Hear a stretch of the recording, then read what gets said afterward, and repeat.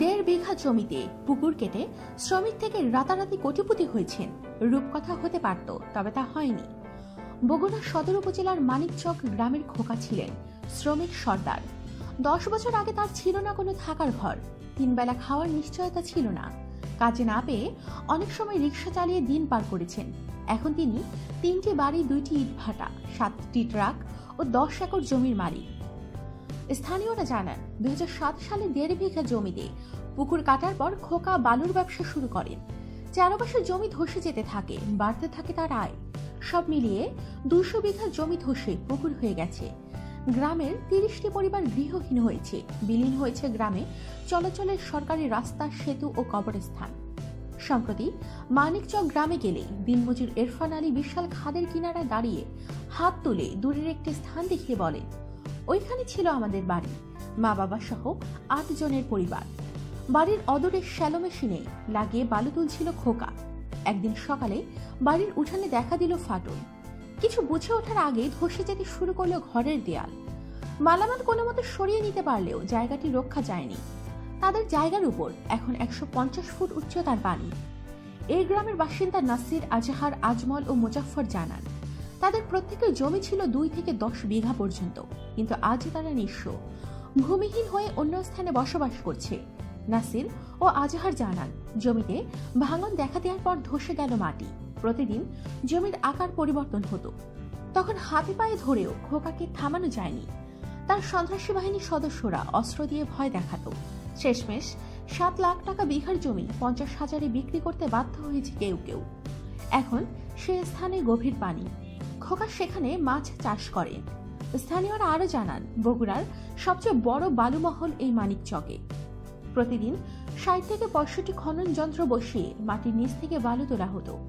একাধিকবার পুলিশ অভিযান, ভ্রাম্যমাণ আদালতের জরিমানা, কোনো কিছুই থামাতে পারেনি এই বালু উত্তোলন। গত 3 বছরে অবৈধ বালু ব্যবসা নিয়ে বিরোধের জেরে 5 জন খুন ও 7 জন গুলিবিদ্ধ হয়েছে। বালুর ট্রাকের চাপায় ও বালু চাপায় মারা গেছেন আরো 5 ব্যবসায়ী।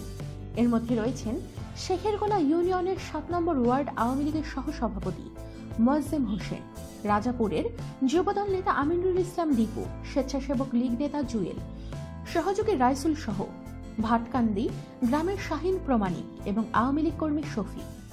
বালু ব্যবসায়ীরা জানান, মাটির নিচে পাইপ দিয়ে আবাদি জমি তলদেশ থেকে বালু তুলতে প্রতি সিএফটি খরচ পড়ে মাত্র 3 টাকা। প্রশাসন সহ স্থানীয় সন্ত্রাসী বাবদ খরচ আরো 1 টাকা। 4 টাকা সিএফটির বালু বিক্রি করা হয় 14 থেকে 15 টাকায়। বগুড়া শহরের কমপক্ষে 50টি স্থানে এই অবৈধ ব্যবসা চলে। অনুসন্ধানে জানা যায়, বগুড়া শহরের 50টি পয়েন্টে বালু ব্যবসার নেতৃত্ব দানকারী প্রধান হলেন খোকা। এছাড়া পল্লী বঙ্গলের ফারুক, খালেক, মানিক, সালেক, আজাদ ও মিজানু, নওদাপাড়ায় নূর আলম ও আলম, জোড়াগাছায় ফজলু ও জুয়েল, গোবর্ধনপুরে বেলাল, খামারকান্দির মধ্যে কাতলিতে দেলোয়ার ও স্বপন। মানিকচকে খোকার নেতৃত্বে রয়েছে কালীবালার দুলাল, মুকুল, জাকের, রানা, গুলফান, রাজন, ইনসান, বাবলু, মতিন ও মিরাজ। তারা সবাই ক্ষমতাসীন দলের বিভিন্ন অঙ্গ সংগঠনের সঙ্গে জড়িত। অভিযুক্ত খোকা জানান, তিনি লেখাপড়া করেননি, ব্যবসা করে বড় হয়েছেন। এখন কালীবালায় যে বাড়ি করেছেন সেটির ব্যয় 2 কোটি ছাড়িয়ে যাবে। মানিকচকের গভীর খাদের 100 বিঘার অংশে তিনি 300 মণ মাছ ছেড়েছেন। তার বাড়িঘর, জমি সহ অন্যান্য সম্পদ ব্যবসা করেই করা। জমি থেকে বালু তোলার বিষয়টি স্বীকার করে বলেন, এতে অন্যায়ের কি আছে? আমার জমি থেকে আমি বালু তুলতেই পারি। সাকারিয়া ইউনিয়ন পরিষদের চেয়ারম্যান ও সদর উপজেলা আওয়ামী লীগের সভাপতি আবু সুফিয়ান শফিক বলেন, খোকা বিএনপির শাসনামলে বিএনপির কর্মী ছিলেন, এখন আওয়ামী লীগে যোগ দিয়েছেন। শ্রমিক সর্দার থেকে বালু ব্যবসা করেই তার উত্থান। বগুড়া থেকে সদ্য বিদায়ী সহকারী কমিশনার হাবিবুল হাসান রুমি বলেন, আমি ওই এলাকায় 20টির বেশি অভিযান চালিয়েছি, পুড়িয়ে দিয়েছি 30টিরও বেশি যন্ত্র, কিন্তু রাতারাতি সেখানে নতুন মেশিন বসেছে, রাতের আধারে বালু উঠছে। এ বিষয়ে রাজশাহী বিভাগীয় পরিবেশ অধিদপ্তরের পরিচালক AKM মাসুদুজ্জামান বলেন, কোন স্থানকে বালুমহল ঘোষণা করা হলে আমাদের কাছ থেকে অনুমোদন নিতে হয়, কিন্তু পরিবেশ অধিদপ্তর জমি থেকে বালু তুলতে কাউকে অনুমোদন দেয়নি। আর বগুড়ায় বালুমহল হওয়ার মতো কোনো নদীও নেই।